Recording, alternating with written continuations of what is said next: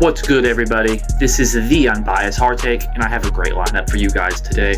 We're going to talk about Super Bowl 60. We're going to talk a little bit about the halftime show. I broke that down on Facebook, so I don't want to get too much into that. But we're going to talk about the halftime show a little bit, and we're going to talk about a little bit of NBA trade deadline action. So stay tuned for more.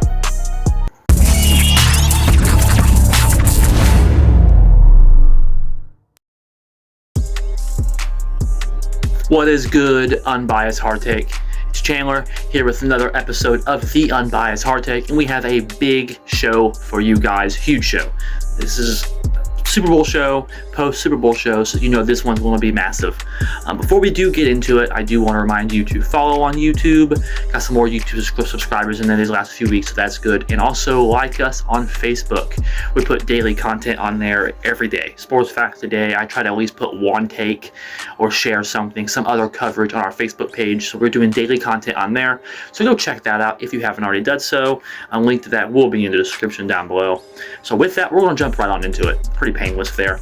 So Super Bowl 60, I called it. It was a defensive slugfest, and it was, if you look at the scoreboard, it was a higher scoring game than what it really was. I said it would be 16-10 Seattle.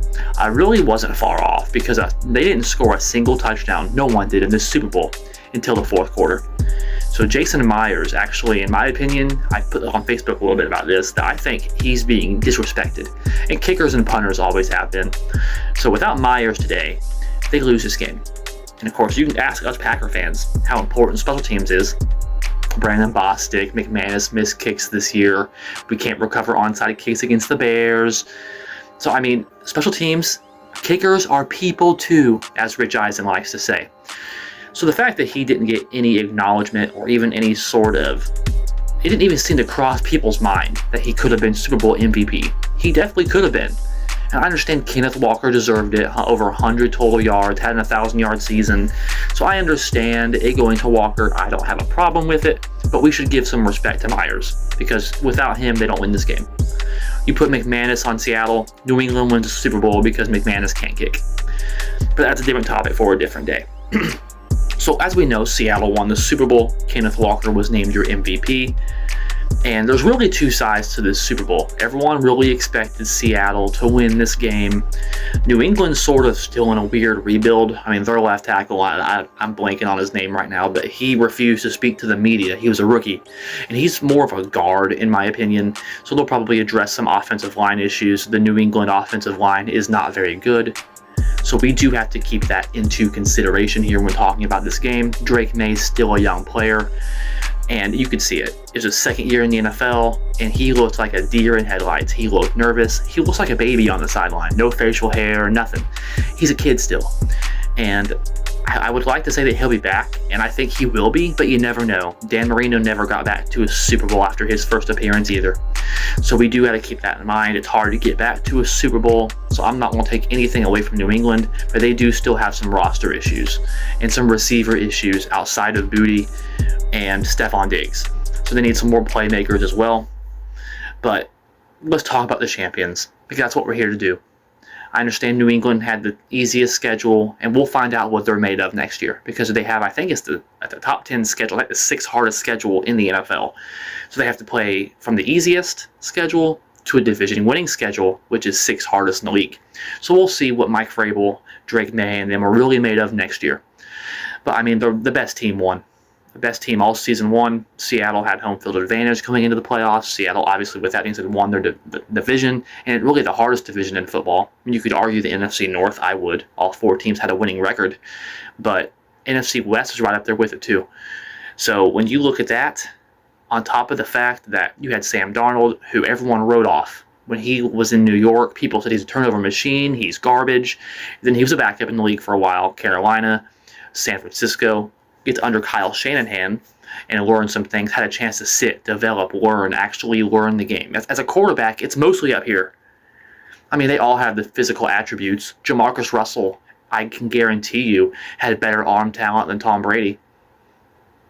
I mean, Jamarcus Russell, there's reports of him sitting on his knees and throwing an 80-yard pass at his pro day. And that's a real story. Look it up. So, I mean, all these quarterbacks are talented. But what it ultimately comes down to is what's going on up here. I did see Colin Cowherd. I'll give him credit for this. He actually said something smart, which is unusual. But he said that Matt Stafford, they're talking about the MVP race, and he had said that Matt Stafford already has the answers to the test. He knows the why. He has the answer. Drake May's still figuring out the what. He's a young quarterback, and you can see it. When they blitzed, he didn't expect it. When they didn't blitz, he didn't expect that either.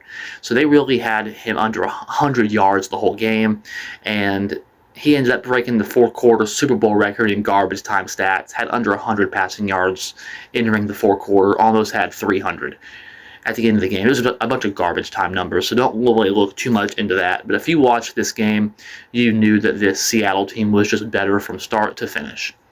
They didn't even need to score a touchdown to win the game. And that's just reality. And one of the touchdowns was a defensive touchdown. But we're going to get into Seattle here, because Sam Darnold, like I said, everyone wrote him off.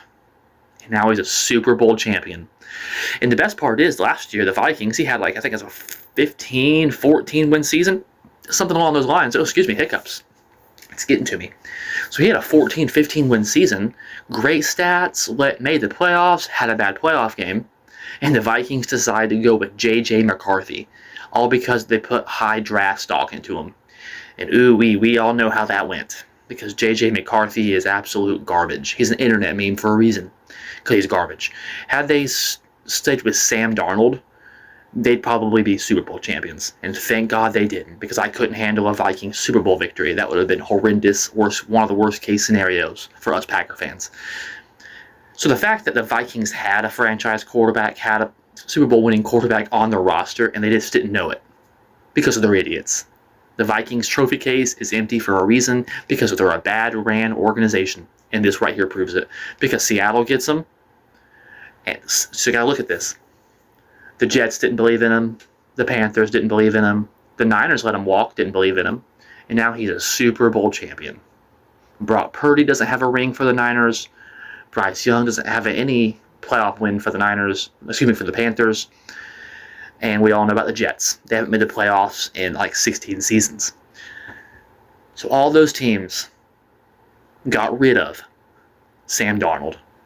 And he threw a touchdown pass, no interceptions, and is now a Super Bowl winning champion quarterback. And you can't take that away from him. And then you got to ask yourself, where does he rank in the NFL? Top 10 quarterbacks. Because rings matter. Don't give me your stats. I don't give a crap about stats. All the quarterbacks have decent or great stats. Cool. Joe Burrow led the NFL in passing 2 years ago. What's that gotten him? Nothing. More injuries and missed playoff seasons. Josh Allen has great stats. Lamar Jackson, great stats. What's it gotten him? Failure in the playoffs. A lot of bad games in the playoffs. Josh Allen had one of his worst career games in his last playoff game against Denver. Multiple turnovers. So what really matters? Do we care about analytics, stat nerds, losers, like those people? That all they care about the analytics, they don't watch the games, they just look at the box score? Or do we care about winning? Because we have to ask ourselves that. Because here's the active quarterbacks in the NFL, quarterback ones with Super Bowl with a ring. Mahomes, as we know, Jalen Hurts, Matt Stafford, Aaron Rodgers, Sam Darnold. Is Sam Darnold better than Lamar Jackson and Josh Allen? That's a good question. I ain't gonna reveal that, but I mean, it's possible. He has a Super Bowl championship. He's made it to a Super Bowl. Lamar can't even make the playoffs anymore. And Lamar can't stay healthy. That's number one. And then Josh Allen is a choke artist in the playoffs. He loses every single year. And this year there was no Mahomes or no Burrow and no Lamar Jackson for an excuse. There's no excuse for these top NFL quarterbacks. All it is a name thing. Jalen Hurts and Sam Darnold have rings. They should be looked at as in the same category as Josh Allen and Lamar Jackson. Even in my opinion, a higher authority, because they actually have a ring. They have hardware. They have what matters. Stats, regular season MVPs don't matter. Cam Newton has a regular season MVP, but we don't remember Cam Newton for his Super Bowl, for his league MVP. We remember Cam Newton for his Super Bowl failure and not jumping on the fumble. Dan Marino has great stats. He's one of the greatest throwers of all time. We don't remember that. We look at him as the best quarterback to never win a championship. Anyone who tells you otherwise is just lying to you, and all they care about stats. I care about winning, and Sam Darnold wins. Josh Allen loses. Lamar Jackson loses. Sam Darnold's a winner. He had good stats this year. He's done it on 2 different teams 2 years in a row and won a Super Bowl and got Seattle their 2nd Super Bowl ever. So for that, Sam Darnold, it's a great sports story. It should be a movie, truly. Quarterback who went to the Jets, sucked, didn't play well, everyone wrote him off, was a backup, everyone sort of thought he was going to be a career backup. And then he gets an opportunity. He shines in Minnesota. They still don't believe in him, still don't want him. And then the next year after that, he goes to his new team and then wins a Super Bowl. Wow. 100% applause, because the odds of that happening are very, very, very, very low. And it's a great story. So Sam Darnold, Seattle Seahawks are your Super Bowl champions and absolutely deserving of it. Sam Darnold is now a top 5 NFL quarterback because he has a ring. Yes, championships are the most important part of legacy. That's why Jordan's better than LeBron. Not to say LeBron's not great, he's a champion too. But he has more championships. It's that simple. But I do want to move on. It was a great Super Bowl. But we'll still sort of dive into the Super Bowl a little bit here and talk about this halftime show. And I talked about it a little bit on Facebook last night. You can go on our Facebook page and see that for yourself. But I don't care about people's agenda. I'm a political individual too. I have political opinions. A lot of them. But I'm here for football. I don't care necessarily about a halftime show. There's been great halftime shows, and there's been crap halftime shows. In my opinion, this Super Bowl halftime show wasn't for me. It just wasn't. I speak English. I don't understand what Bad Bunny said. They said it was a great message. I didn't get a single message from Bad Bunny at all because I couldn't understand what he was saying. That's my only issue. I didn't get excited. It was not a fun Super Bowl halftime show for me simply because I just didn't understand it. This is America. That's like going over to China and doing a performance in all English.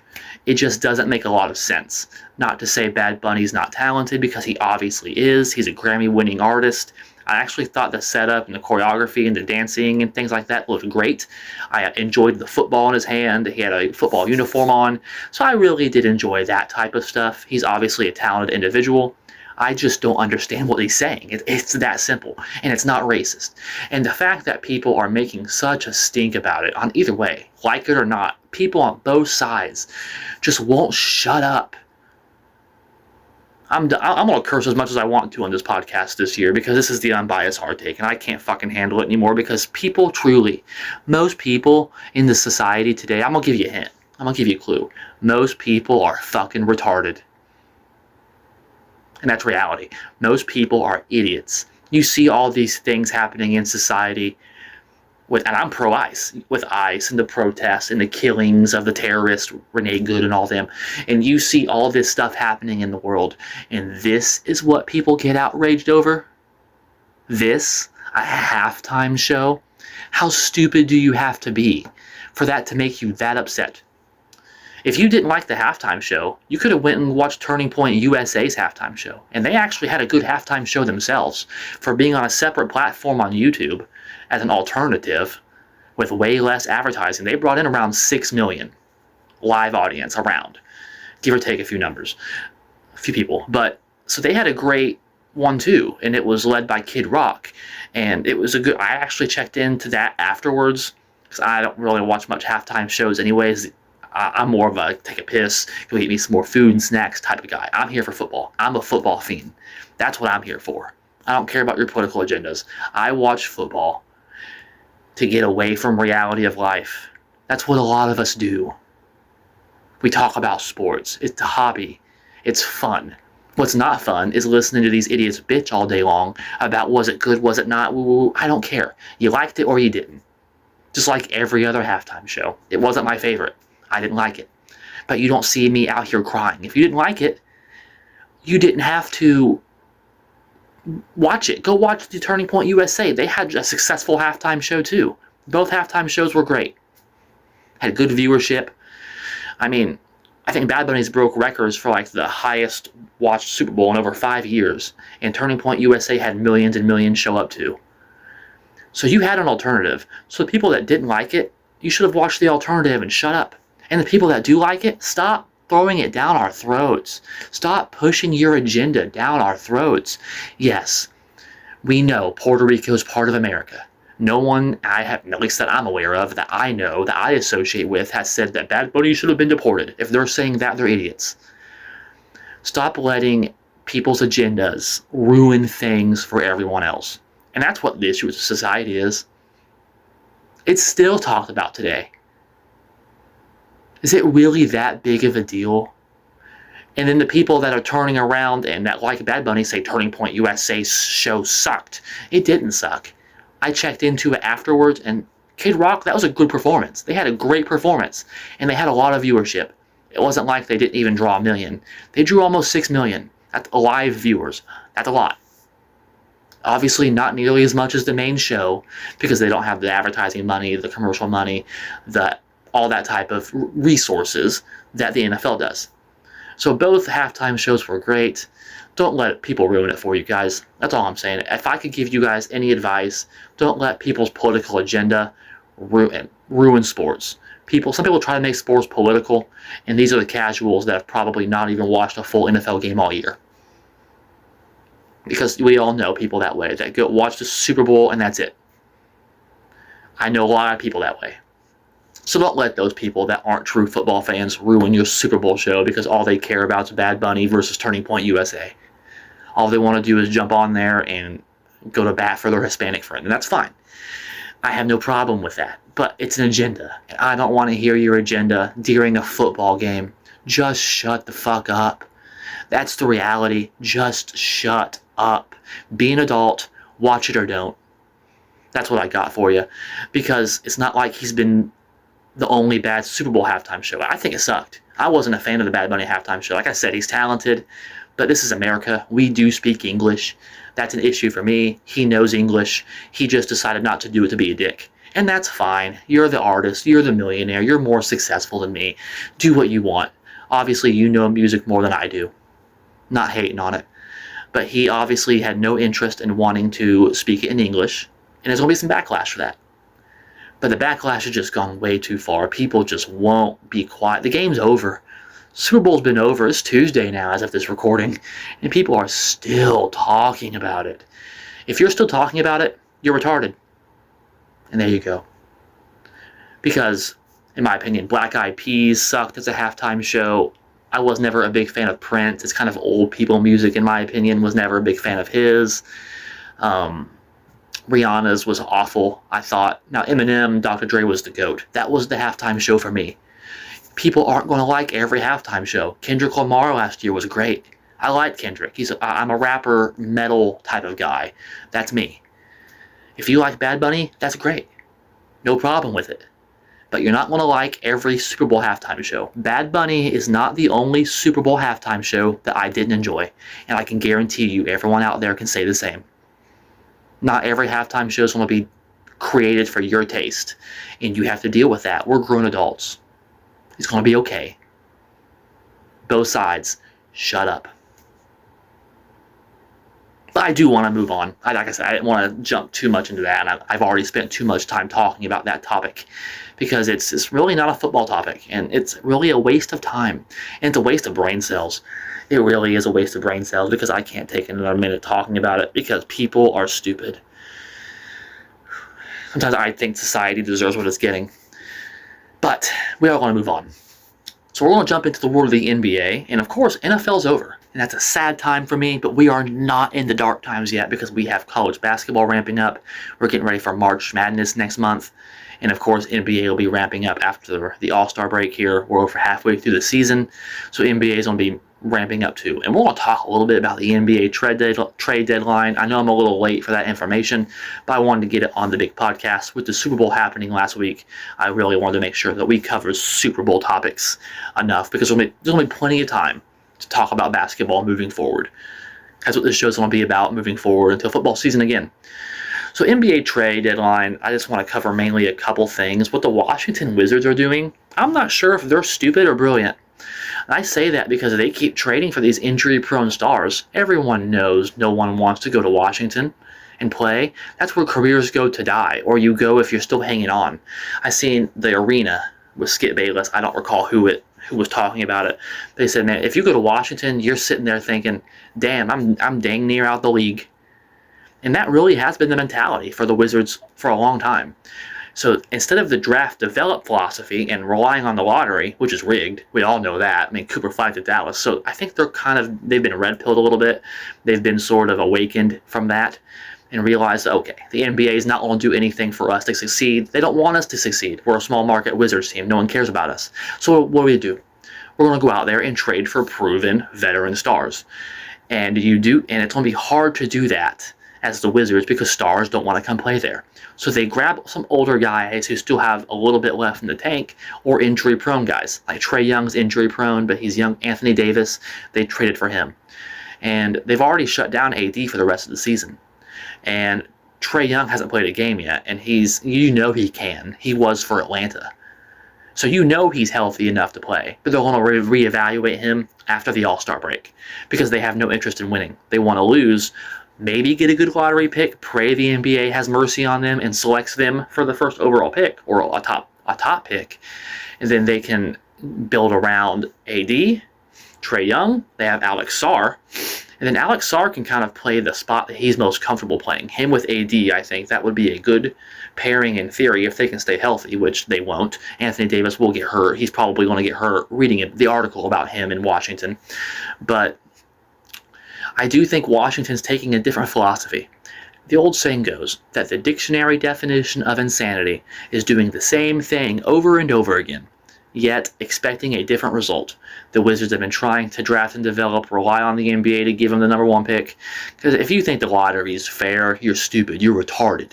Truly, you are stupid, go die immediately. Moron, dumbass. Because it's rigged. So they're done relying on the system of the NBA and the draft and develop system. It's not working. It works better in the NFL. It doesn't work so well in the NBA. You need stars. And so they're trying something different. And I can't hate them for that. Part of me thinks they're stupid because they're grabbing AD's old injury-prone, Trae Young's old injury-prone. Anthony Davis obviously has already said that he's not really super excited about being in Washington.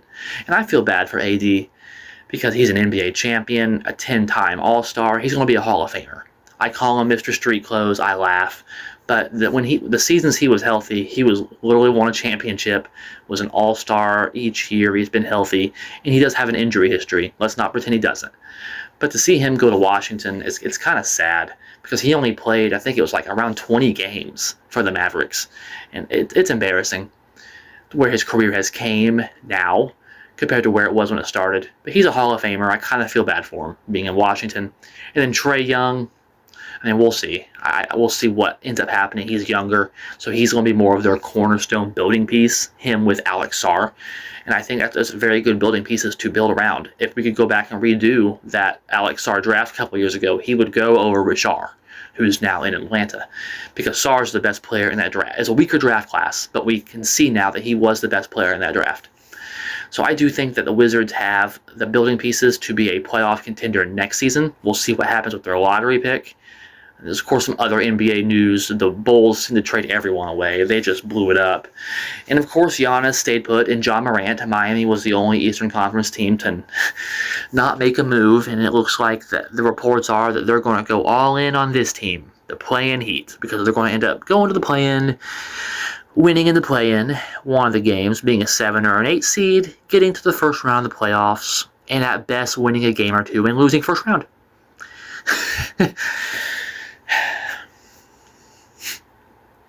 Part of me wonders if Pat Riley he's old. He's old, he just needs to retire, he's done great things, he's one of the GOATs, he's a Heat legend.